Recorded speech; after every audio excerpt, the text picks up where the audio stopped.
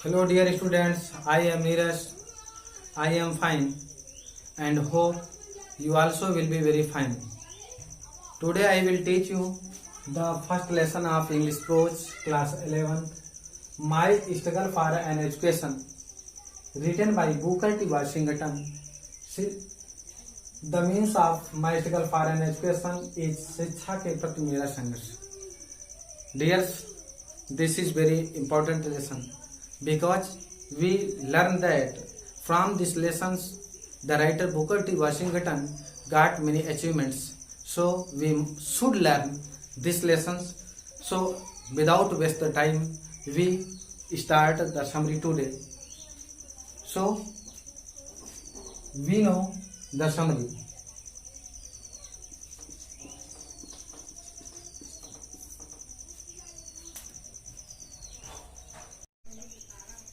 Now let's know the summary. The writer was working in a coal mine. Coal mine में होता है कोयले की खान. लेखक कोयले की खान में कार्य कर रहे थे. There, वहां, he heard about a good school in Virginia. वहां उन्होंने वर्जीनिया में एक अच्छे स्कूल के बारे में सुना था. He at once desired to go to that school. Desired में होता है इच्छा जाहिर करना.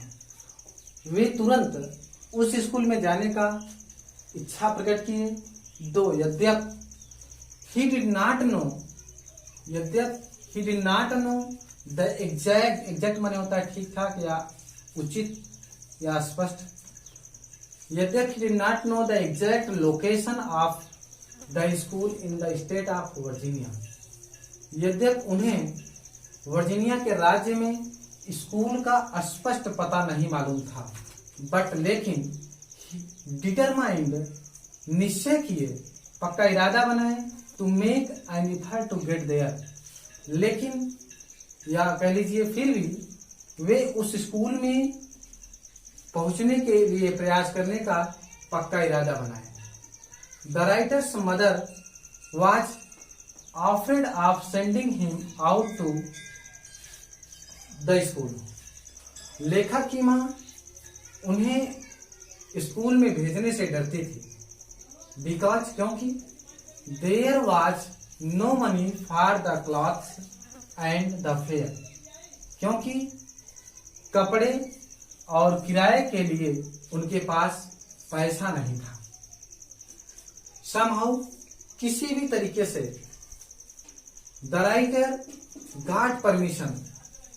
लेखक अनुमति प्राप्त कर लिए, लेखक अनुमति पा गए. He got some money from his brother also. वे अपने भाई से कुछ पैसा प्राप्त किए. एट दैट टाइम, उस समय, हिज मदर वाज वीक. उस समय उनकी मां कमजोर थी. एंड सैड, और दुखी थी. जिस समय राइटर जी का विदाई हो रहा था उस समय उनकी मां कमजोर थी, अर्थात उनका स्वास्थ्य ठीक नहीं था, टूटा हुआ था और बहुत दुखी थी. वो सैड मीन होता है दुखी. He had to go 500 miles. उन्हें 500 मील की दूरी तय करना था. The writer asked many people to carry him free in their wagons and in the cars.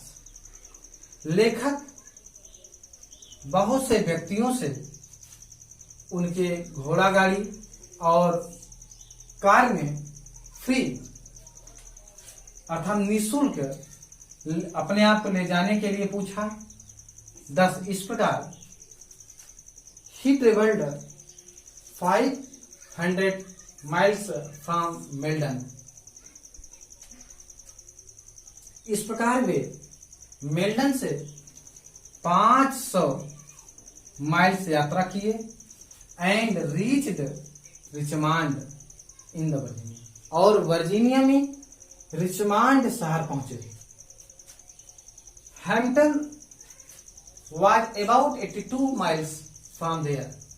Hampton वहां से 82 मील्स की दूरी पर था. एट दैट टाइम, उस समय, ही वॉज हंग्री, वे भूखे थे. लेखक जिस समय रिचमंड शहर पहुंचे थे, जहां से हैम्पटन 82 मील दूर पर था,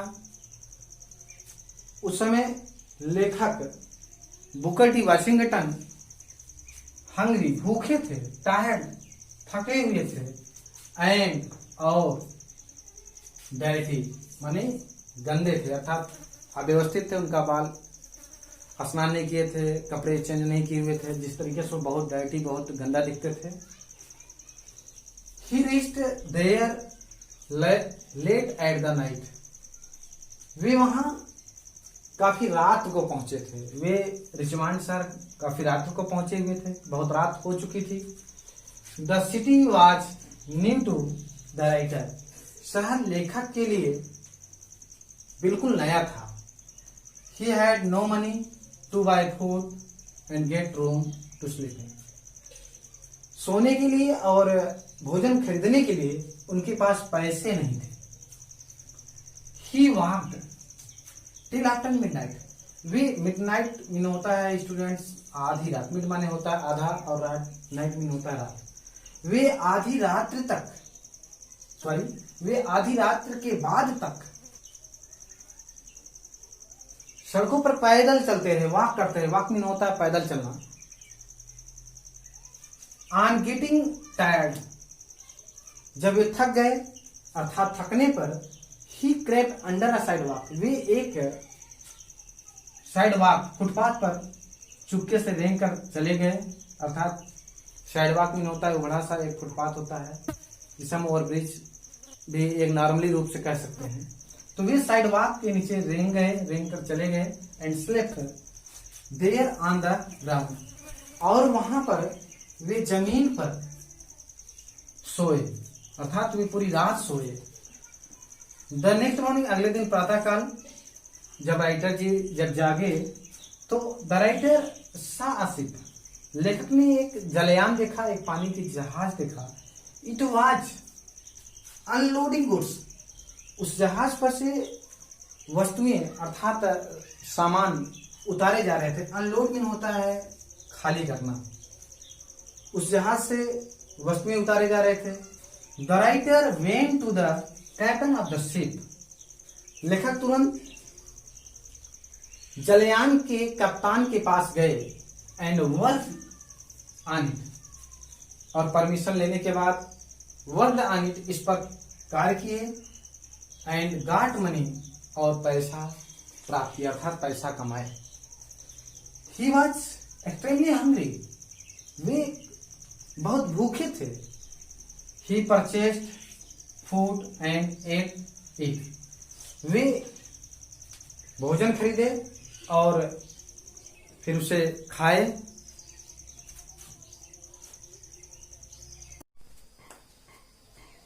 He worked for many days on the ship. He worked for many days on the ship. वे जलयान पर कई दिनों तक कार्य किए. अर्नड मोर मनी, अत्यधिक पैसे कमाए, अर्थात बहुत, मोर मनी बहुत ज्यादा पैसे कमाए. And again started for Hampton, और पुनः हैम्पटन के लिए रवाना हो गए, अर्थात अपनी यात्रा प्रारंभ कर दिया. अर्थात वे जलयान पर कई दिनों तक कार्य करने के बाद पैसा कमा लिए, और पैसा कमाने के बाद उनको अपना लक्ष्य याद रहा कि वे अध्ययन करने के लिए हैम्पटन को तैयार हो गए, हैम्पटन रवाना हो गए. The writer reached Hampton. लेखक हैम्पटन पहुंच गए बिना किसी जो है अकरेंस के, बिना किसी घटना के. वे हैम्पटन पहुंच गए. The school building was large. School की जो इमारत थी, जो बिल्डिंग थी, वो विशाल था, बड़ा था. It was 3 storeyed. वह 3 मंजिलों वाली स्कूल थी, अर्थात 3rd फ्लोर तक था उसका विद्यालय. वह विद्यालय 3rd फ्लोर तक था. वह विद्यालय 3 मंजिलों वाली थी. एंड बिल्ड द ब्रिक्स, और ईंटों से बनी हुई थी। डियर्स, उस समय की बात की जा रही जिस समय विद्यालय छप्पर में भी चलाए जाते थे। उस समय वह इतनी शानदार अट्रैक्टिव स्कूल था कि वह ईंट का बना हुआ था। The first side of the school building field him with Joy. School इमारत का पहला दृष्टि उन्हें खुशी से भर दिया, अर्थात वे स्कूल इमारत का पहला दृश्य देखकर बहुत खुश हुए। The head teacher of the school saw him in dirty clothes। School की प्रधानाध्यापिका जो हेड टीचर थी, वो उन्हें गंदे कपड़े में देखी, अर्थात वो गंदा कपड़ा पहने ही हुए थे। स्कूल की जो प्रधान अध्यापिका थी उन्हें गंदे कपड़े में देखी। She did not give him admission। वह उन्हें एडमिशन नहीं दी, अर्थात वह इनकी वोमेन थी। आप लोग जानते हैं कि वो पढ़ी लिखी लेडी थी, वह उनका टेस्ट लेना चाहती थी। इस तरीके से वह उनका जो है एडमिशन नहीं दी। आफ्टर सम टाइम पास्ट, कुछ समय बीत गया, उसके बाद the head teacher wanted to put the writer to test. उसके बाद प्रधानाध्यापिका लेखक का टेस्ट लेना चाहिए। She asked the writer to clean the recitation room. Recitation mean होता है संगीत, जहां प्रेयर के वस्तुएं जहां रखे जाते हैं उसे रेसिटेशन रूम कहा जाता है। She asked the writer to clean the recitation room. वह लेखक को संगीत कक्ष अर्थात रेसिटेशन रूम साफ करने के लिए कही। He did the work in a very good way। Way very good way का मतलब बहुत अच्छे तरीके से, वे काफी अच्छे तरीके से अपने कार्य को किए। He did the work in a very good way। वे अच्छे तरीके से, बहुत अच्छे तरीके से कार्य को किए। It pleased her so much। इससे वह इतना खुश हो गई, अर्थात प्रधानाध्यापिका इस कार्य से इतना खुश हो गई दैट की she gave him admission to the school. वह उन्हें अर्थात राइटर को स्कूल में दाखिला दे दी।